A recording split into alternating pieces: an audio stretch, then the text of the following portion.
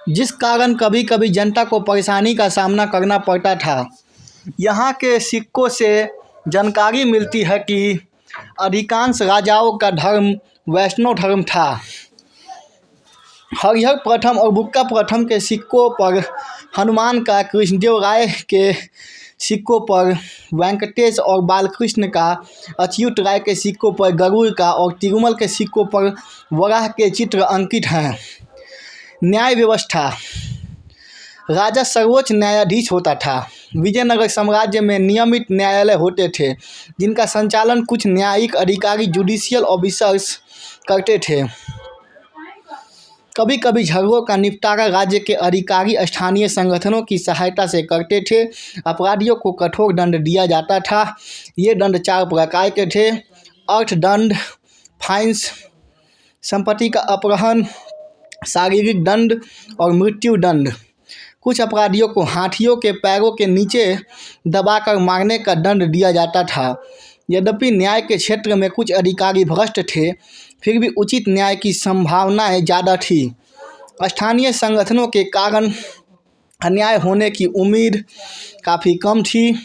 यह न्यायिक अधिकारियों पर अंकुश लगाने में पूर्णतः सक्षम थी। राज्य, राजा, संघ और समुदाय के विरुद्ध षड्यंत्र करना घोर अपराध माना जाता था और इसके लिए मृत्युदंड का प्रावधान था। क्रूरतापूर्ण शासन और अत्यधिक करों के विरुद्ध आवाज़ उठाना अपराध नहीं माना जाता था। अब्दुल रज़ाक के अनुसार प्रधानी मुख्य न्यायाधीश की भांति कार्य करता था। प्रधानमंत्री सालू तिम्मा ने धर्म प्रतिपालक की उपाधि धारण की, जिससे प्रतीत होता है कि वह न्याय संबंधी कार्यों को भी करता था। सैन्य संगठन, मिलिट्री ऑर्गेनाइजेशन। विजयनगर को एक शक्तिशाली और संगठित सेना की आवश्यकता थी, क्योंकि विजयनगर का अस्तित्व मुख्यतः एक अच्छी सेना पर ही निर्भर था। बहमनी सुल्तान अक्सर विजयनगर राज्य पर आक्रमण करते रहते थे। उनका मुकाबला करने के लिए विजयनगर के शासकों को एक सुदृढ़ सेना की आवश्यकता महसूस हुई। इस आवश्यकता की पूर्ति के लिए उन्होंने एक सैन्य विभाग संगठित किया जिसे कंडाचार कहा जाता था। कंडाचार पर दंडनायक सेनापति का नियंत्रण होता था, जिसकी सहायता अनेक छोटे अधिकारी करते थे। विजयनगर राज्य में एक बड़ी मजबूत सेना थी, जिसकी संख्या पूरे विजयनगर काल में एक सी नहीं रही। राजा और सामंतों के पास अपनी अलग अलग सेवाएं होती थी। आवश्यकता पड़ने पर सामंत राजा को सैन्य सहायता उपलब्ध कराते थे। सेना के मुख्य अंग थे पैदल सेना, घुड़ सेना, हस्ती सेना, ऊँट सेना और तोपखाना आर्टिलरी। पैदल सेना में समाज के सभी वर्गों से व्यक्तियों की नियुक्ति की जाती थी, यहाँ तक कि कभी कभी मुसलमानों तक को भर्ती किया जाता था। घुड़ सेना में और भुज से घोड़े लाए जाते थे, जो कि पुर्तगाली व्यापारी लाते थे। विजयनगर शासकों ने सेना में भर्ती दो प्रकार से की। एक तो उन्होंने स्वयं भर्ती की और दूसरे उनके सामंतों और जागीरदारों ने की। राजा द्वारा भर्ती की गई सेना एक नियमित सेना थी, जबकि सामंत और जागीरदार आवश्यकता पड़ने पर सेना में भर्ती करते थे। इसलिए सामंतों द्वारा भर्ती की गई सेना अनियमित थी। सैन्य आवश्यकता की पूर्ति के लिए साम्राज्य को कई बड़ी इकाइयों में बांटा गया था और प्रत्येक इकाई से आर्थिक और सैन्य सहायता निश्चित की गई थी। स्थानीय अधिकारी और उनके कार्य।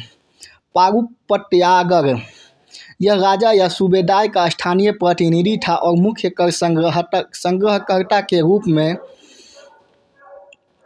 कार्य करता था। उसके दूसरे कार्य किले की मरम्मत कराना और सार्वजनिक हित के कार्य करना थे। वह स्थानीय समुदाय और राजा के बीच विचारों के आदान प्रदान में एक कड़ी का काम करता था। मंदिरों के कार्यों एवं शक्तियों पर नियंत्रण करना भी उसके कार्यक्षेत्र में आता था। अधिकारी, प्रत्येक शहर और प्रत्येक गांव में एक अधिकारी होता था। उसके अनेक कार्य थे। दस्तावेज उन्हीं की उपस्थिति में प्रस्तुत किए जाते थे। भूमि अनुदानों की संस्तुति करना भी अधिकारी का कार्य था। अंतरिमार, ये ग्राम प्रशासन से संबंधित थे और इनका मुख्य कार्य सभा एवं दूसरे संगठन के कार्यों का नियंत्रण करना था। नट्टू नायकर, इनके प्रमुख कार्यों की जानकारी नहीं है। ऐसा प्रतीत होता है कि ये नाडू के अध्यक्ष थे। स्थलगोडिक, इसे गांव में नियुक्त किया जाता था और इसका मुख्य कार्य किसानों की सेवा करना था। सेनबोवा, ये गांव या नाडू के खजांची थे और भू राजस्व का हिसाब किताब रखते थे। परियानट टुवेलन, यह दस्तावेजों को अभिप्रमाणित करता था।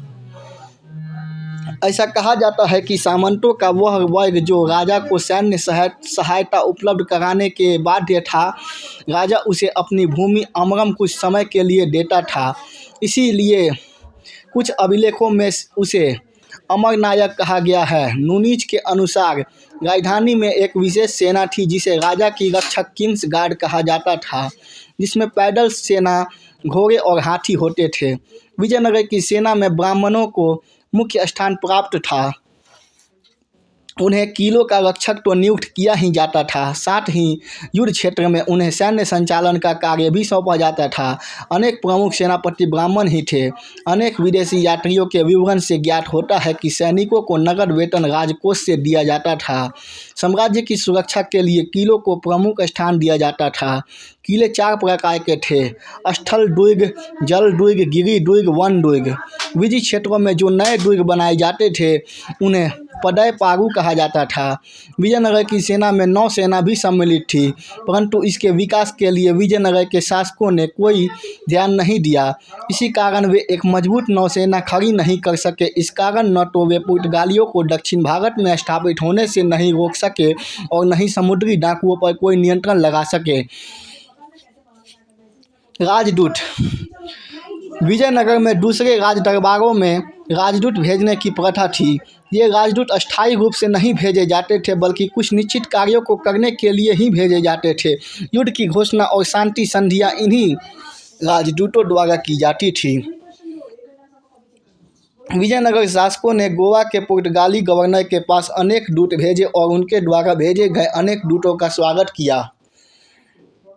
यद्यपि विजयनगर में प्रशासन को श्रेष्ठ बनाने के लिए अनेक प्रयास किए गए, फिर भी विजयनगर के प्रशासन में अनेक कमियां थीं।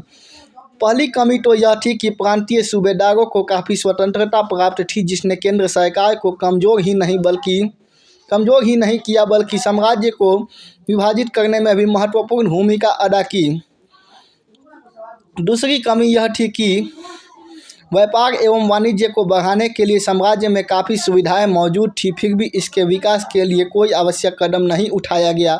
तीसरी कमी यह थी कि साम्राज्य के पश्चिम में पुर्तगालियों को स्थापित होने के लिए अनुमति दे दी गई, जिससे विजयनगर साम्राज्य को आर्थिक हानि हो गई। बाकी अगले पार्ट में।